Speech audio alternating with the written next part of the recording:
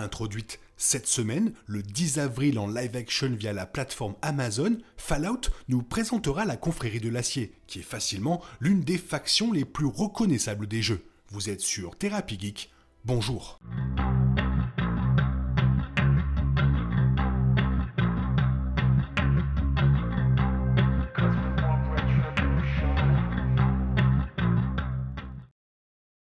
En tant que franchise remontant à 1997, il n'est pas surprenant que le monde et la chronologie de Fallout regorgent d'organisations bonnes et mauvaises. L'une d'elles est la confrérie de l'acier qui a été importante dans l'histoire de plusieurs jeux.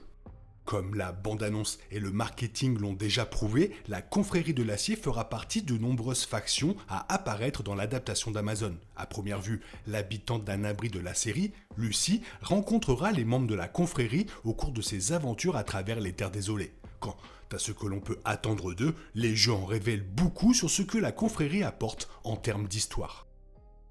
La confrérie de l'acier a été créée par le capitaine Roger Maxson peu après la Grande Guerre, c'est-à-dire une guerre dévastatrice entre l'Amérique et la Chine qui a vu l'utilisation extrême d'ogives nucléaires, ce qui a contribué au décor post-apocalyptique du jeu, et le but c'était de maintenir et préserver les technologies avancées tout en réglementant leur utilisation. En tant que tel, il n'est pas atypique de voir des membres de la faction militaire parcourir les terres désolées, car leur seule présence oblige généralement les gens à se soumettre à leur autorité. Si les objectifs initiaux de la confrérie de l'acier sont admirables, leurs méthodes ne le sont pas du tout.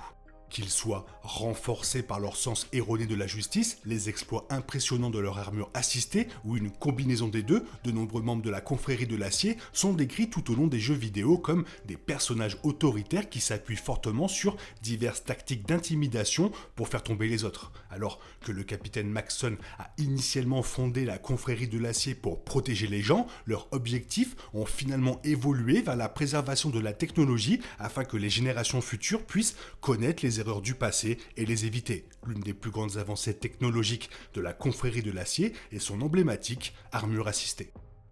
Également connue sous le nom d'armure d'infanterie de combat motorisée et d'armure d'infanterie motorisée, l'armure assistée est la technologie de combat d'infanterie conçue personnellement par la confrérie de l'acier et développée avant les événements de la Grande Guerre. Bénéficiant de nombreux modèles différents, chacun avec sa propre capacité unique, l'armure assistée est apparue dans tous les jeux Fallout. Et elle est peut-être plus facilement identifiée par son visage métallique, distinct orné du logo de la confrérie de l'acier sur son plastron. En plus de son apparence intimidante, l'armure assistée se distingue par l'amélioration de la mobilité, de la force et de la durabilité. Bien que l'armure assistée soit principalement utilisée par les factions militaires de la confrérie de l'acier et de l'enclave, les joueurs sont également capables d'obtenir leur propre armure assistée. Fallout 4 étant le meilleur exemple de la sensation de piétiner les terres désolées et de vaincre facilement les puissants monstres issus des retombées. Bien que la série Fallout n'offre qu'un aperçu de l'armure assistée, il est déjà évident que la version de la série fonctionne différemment en offrant à son porteur, Maximus, la possibilité de voler tout en disposant d'un masque visière plus avancé. Bien que l'on sache peu de choses sur la confrérie de l'acier dans la série, Fallout les rend déjà plus visibles. Alors que la confrérie de l'acier est bien connue dans toute la franchise Fallout, le nouveau venu Maximus est un personnage original créé par les showrunners Jonathan Nolan et Lisa Joy. Et bien qu'il n'y ait pas beaucoup d'informations sur lui, il est l'un des 3 protagonistes de la série. Maximus est un jeune homme dont la plus grande aspiration dans la vie est de devenir soldat. Plus précisément, Maximus souhaite être un membre respecté de la confrérie de l'acier car il pense que gagner cette distinction lui donnerait un plus grand objectif dans le monde post-apocalyptique.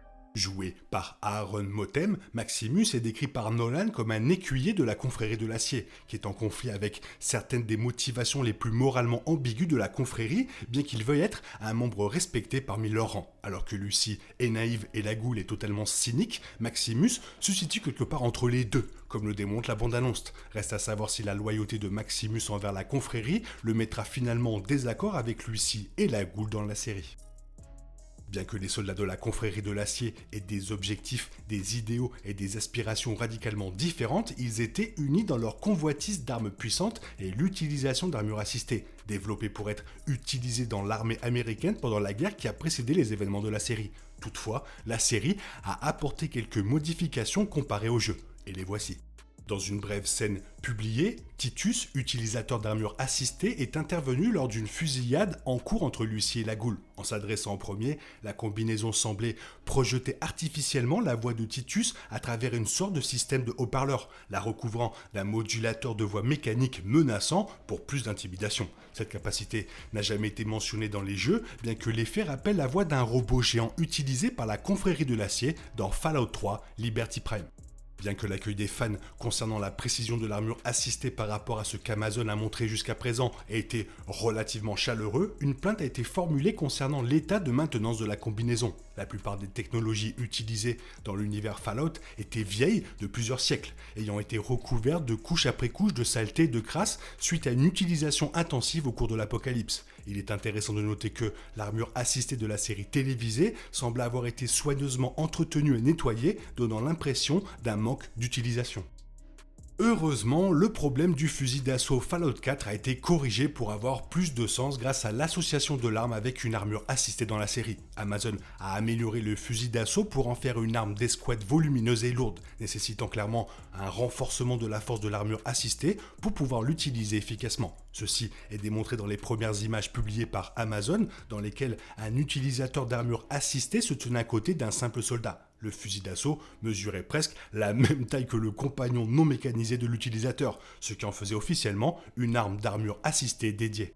L'un des ajouts les plus évidents et les plus significatifs aux fonctionnalités de l'armure assistée qu'Amazon a ajouté sont les capacités de la visière du casque. En plus d'agrandir simplement les fentes pour les yeux, permettant aux membres un meilleur champ de vision, il a été démontré que le casque se soulevait partiellement, ce qui permet au visage nu du porteur d'être exposé à l'environnement. Cette fonctionnalité pourrait être pour le côté narratif, en permettant aux acteurs d'émettre des émotions tout en portant l'armure, ou en donnant aux utilisateurs une chance de parler à leurs camarades face à face.